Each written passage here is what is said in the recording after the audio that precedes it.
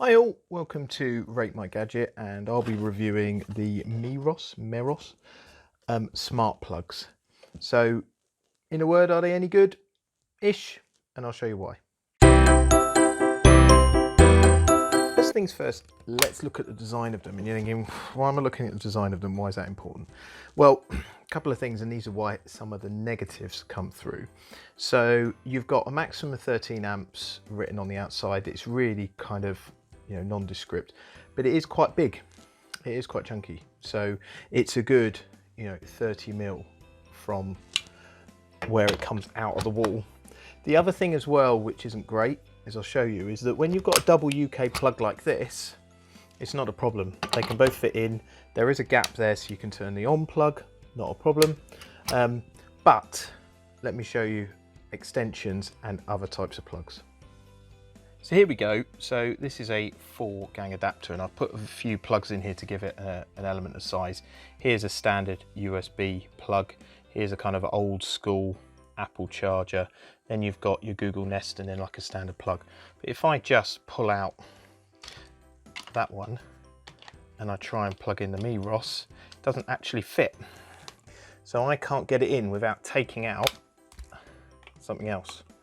Okay, so that's it plugged in, but you'll see it stops me, even with the small one, I can't get that in, okay, from the side. And if I wanted to put 2 of these in a 4-way adapter, no chance. So this 4-way adapter, the plugs here are kind of standard distance apart, and I can't get one in there and then a plug alongside it, okay? I can't physically do that. Yeah, so that's its first big disadvantage. If you're using this in a 4-line plug adapter, that's its first disadvantage. Now, some of you may have these plugs, and these are very common, and I really like these. So they've got separate USB plug-in adapters here for your phone, tablets, whatever it may be. However, plug that into there, not a problem. And on ours, you just about get enough clearance. It's really, really close on there, on the top. So if that USB plug that you're plugging into has got any bit of fat to it, that also may have an issue. So do be aware when you're buying one of these for the USB, if you've got the USB at the top here, you should be fine.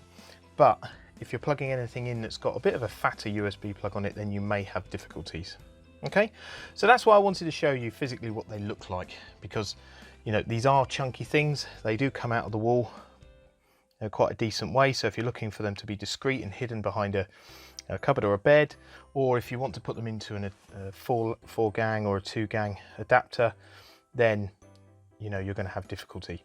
The other thing as well, not shown on this video, but in some cases when you have a block that comes out with plugs all around it, there is no chance that something this big is going to be able to plug into one of them. So really, I would say it's only good for when you're plugging directly into the wall rather than an adapter, and you don't mind about the depth behind something, so it's going to be hidden. Okay, let's see its functionality. Okay, so I've set up the Meross to work with my Google speaker, and as you'll see from the top, it's going green, and this is my little Cosmo robot. There he is, and when he's charging, he has a little green light on the back. Okay, so if I show you, there are 3 ways to turn the plug on and off. You'll obviously, the plug needs to be left on. If I hit that button there, that green light means it's on and charging. Turn it off, it stops charging. You can also do it from the Meross app, where you can set up scenes and things like that. So if you wanted to turn on several plugs at the same time, you can do that. You can also say, okay Google, turn living room plug on.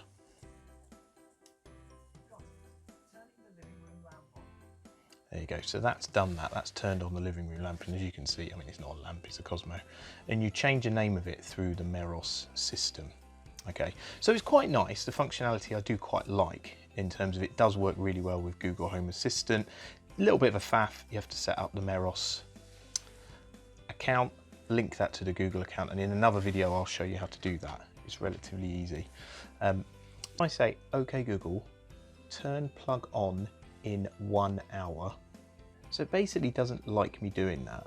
Whereas if I say, okay Google, turn plug on, is in the Meross app itself, you can set what are called routines. So you can do that from routines. You just can't set it up from the Google Nest, it appears. So although you can do it through the app, you can't do it through the Google Nest, which is a bit frustrating because you may want to change that time and then go back into the app. So you're moving away from the voice activation. But again, you know, it's something you can do in the app. And to be honest, you need the app really, I found, to set this all up. So I really like the Meross. I think it depends on your setup. If you don't mind the height that this is at, and you haven't got it in a four-way adapter, and I'd also probably say don't risk it if you've got USB plugs then in the wall socket, then you're okay. I think in terms of the interface on the app and the fact that you can set it up quite nicely within the Google Nest easily, it didn't take me too long at all. I actually really like it, and I think for the price they are, they're pretty good.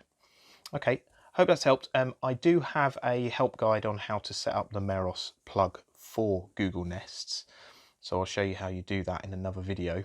Please do like, please subscribe, and thanks for watching. Okay, Google, turn plug off. Sure, turning the living room lamp off.